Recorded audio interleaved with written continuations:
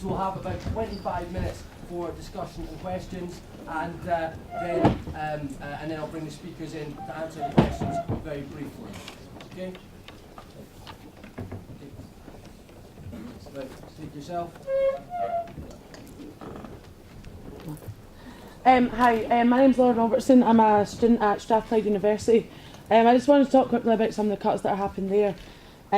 There's 4 departments being announced, which are music, sociology, geography and community education. After these ones go, the only ones left at Strathclyde are going to be history and politics essentially, and God knows how long they'll last.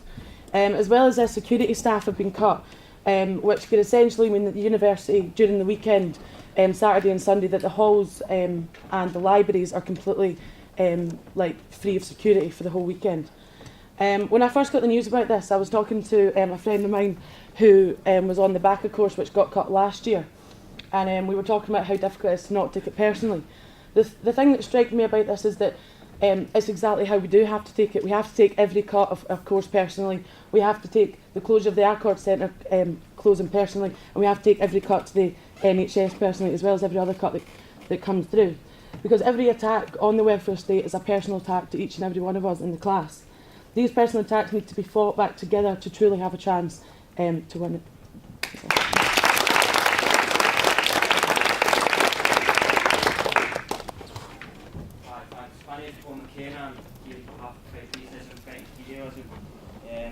And I'd just like to address the central question that meetings gatherings such as this should be addressing, which is, in this period of crisis, how will and in what direction will the resistance go in? And it's a very crucial and fundamental one. The first point I'd like to make is that speakers are quite right to point to how inspiring the processes in the Arab world, in North Africa, and the Middle East are to those of us in this city.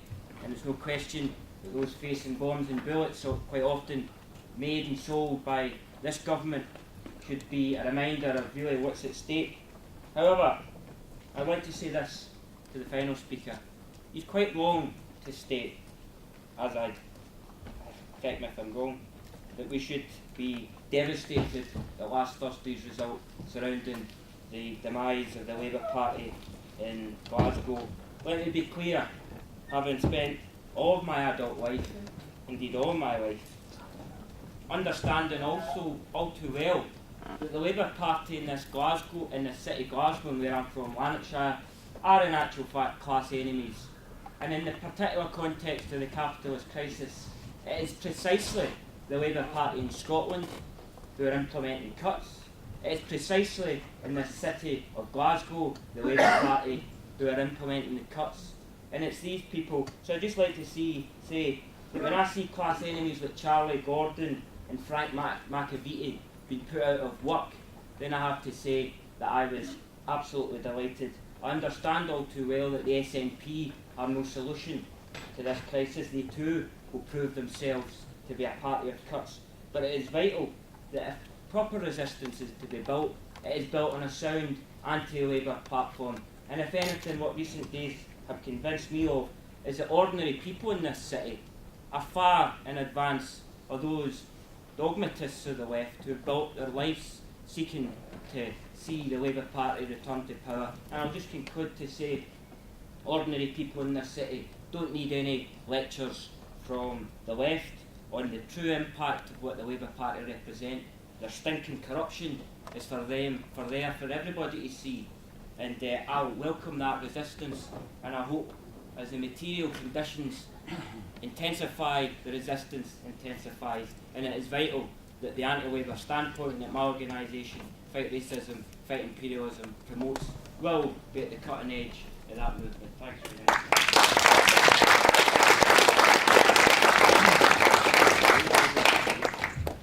Okay, by the way, I've already got 15 speakers indicated to speak, so we're not going to be able to fit everyone in.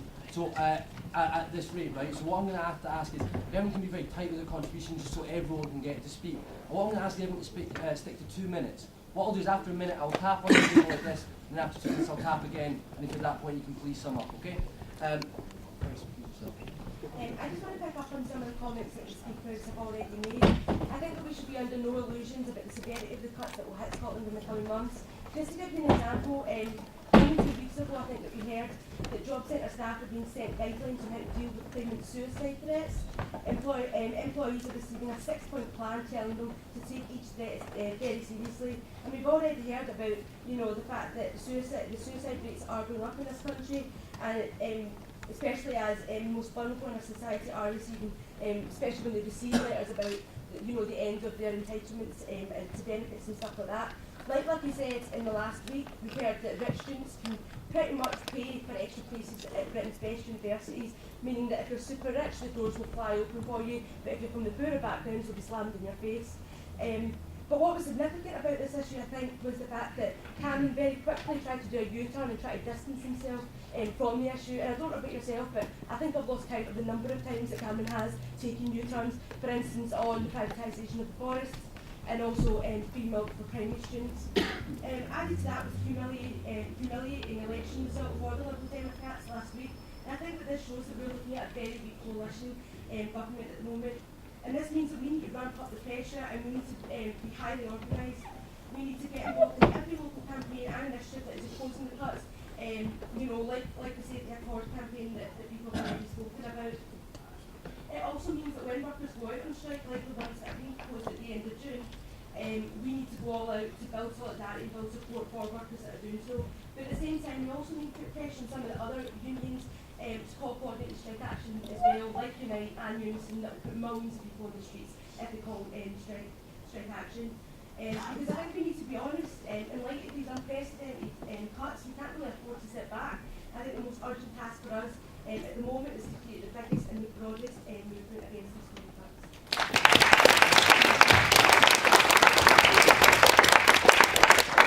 Okay, the next, I'm just going to bring in someone to make an extended contribution if they want. I don't want to stick you 2 minutes. Next, I just want to bring in Helen McCourt. Helen's a PCS activist at the Equality and Human Rights Commission, and they're currently in dispute. So.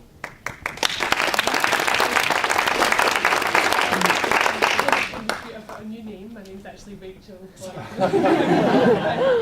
said the wrong name, I'm so sorry. That's alright. This is my colleague Bill. We're PCS activists at the Equality and Human Rights Commission. We were actually on strike today and last week.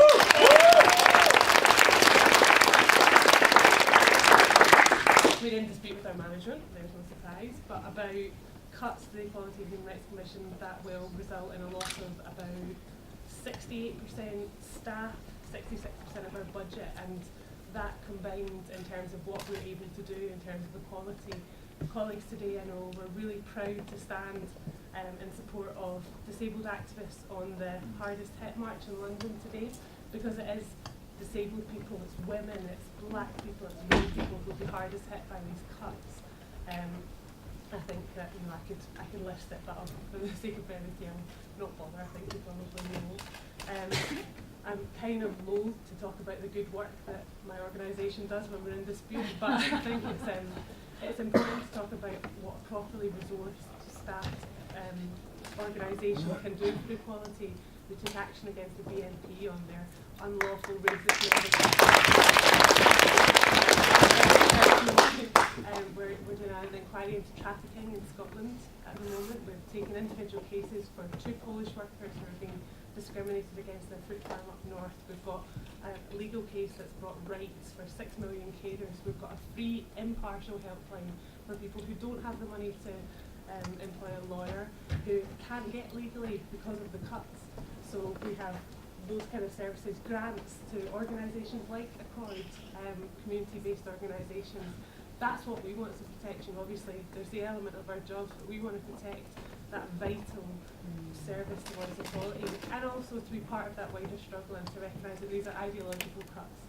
These are about the fact that the people who have the strongest voice are the ones who have it most oppressed. And I don't know about the conversations about the left and about political parties. I think that actually the revolution comes from oppressed people who are marginalised, having a voice and having the opportunity to stand up for their rights. So for that reason, I welcome your support for our cause.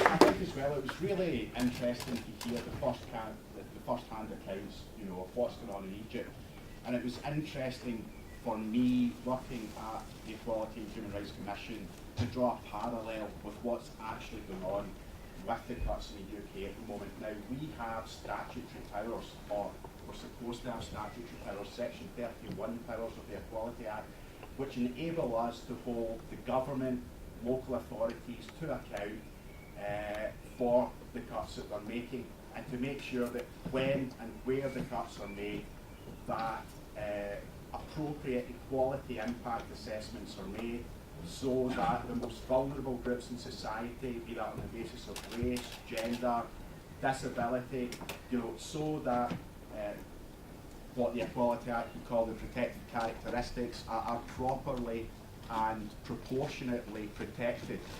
We are now faced with cuts of 70%, which is unparalleled amongst any other public service. If we, within the next 12 months, well 12 to 36 months, actually suffer these 70% cuts, then what you're left with is a commission which is toothless, which can't do its job, which loses approximately 300 out of 500 staff who are experts in their field, who are exceptionally passionate about the job that they do, and a toothless commission is what's left, whereby equality and human rights in the UK is nothing but lip service.